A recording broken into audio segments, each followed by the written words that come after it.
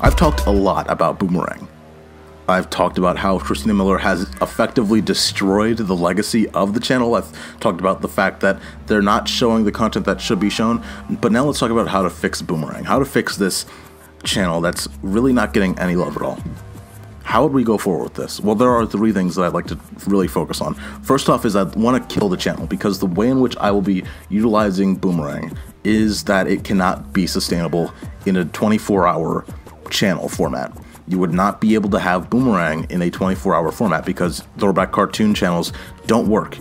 Nicktoons Network, back in the day, worked for a little bit, but then ratings dropped, and now they have to put in live action shows just to keep the juice going. You know, they have to try and find different ways to keep it energized. People don't watch throwback channels anymore. Hell, Boomerang had that same problem. That's why in 2014, Christina Miller rebranded Boomerang to a modernized look, just to try and get in more viewers.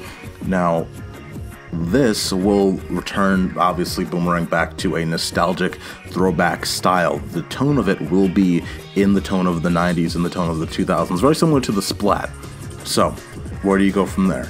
You shrink it down to a block, and you return that block to Cartoon Network, just as there was a block on Cartoon Network called Boomerang in the 1990s. Now, you take that, you put it into Saturdays from 8 p.m. to 11 p.m.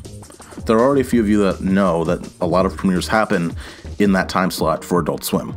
I think that you move those premieres to Fridays or Sundays, test out this audience of nostalgia. And what I think that would really present Christina Miller's argument is that 90s kids don't watch anymore. That's where you'd be able to then counteract that by putting it in probably the best time slot for people to watch. If 90s kids and if adult viewers and if mature viewers aren't watching this Boomerang block between 8 p.m. and 11 p.m. on Saturdays, then they would never watch it all. And that's why it was never sustainable. This would then prove to them that viewership just would never work.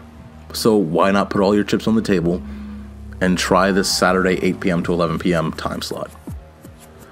Again, perfect timing because it slides between the end of Cartoon Network and the beginning of Toonami, and it would bring in a large audience.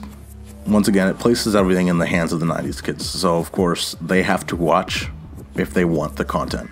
You know, that's how it works, right? Like, if viewers aren't watching, then Boomerang instantly gets pulled off. We would understand, because this is them putting it in the best possible spot. If you're not going to watch and the viewership isn't strong enough, that's on us. So how is this going to look? Well, because a lot of the classic cartoons have 24-minute episodes and not 11-minute episodes, you'd have to then go and make Boomerang basically a 6-series block, where it's only from 8 p.m. to 10:30. There's about 6 shows that can be on. In this example, it's Dexter's Lab, Courage, Ed, Edd n Eddy, Grim Adventures, Johnny Bravo, and Kids Next Door, right?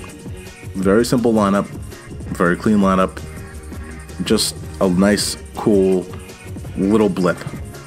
The great thing, though, of course, is that you'd be able to switch out all of these cartoons every single week, because there's enough cartoons to do that. Clearly, Cartoon Network has such a library that they can easily go back and forth with just one airing of one of the series.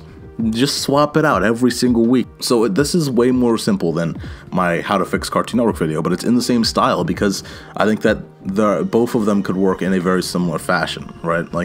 And again, like I've mentioned in my How to Fix Cartoon Network video, all you do is you mention that your shows can be watched on the Cartoon Network app or on Boomerang app or whatever every single commercial break. You just mention that every time, just so people are, paying attention, that they can continue to watch, and then you get more viewership there and people aren't pirating crap. You just keep informing them. So overall, this is it.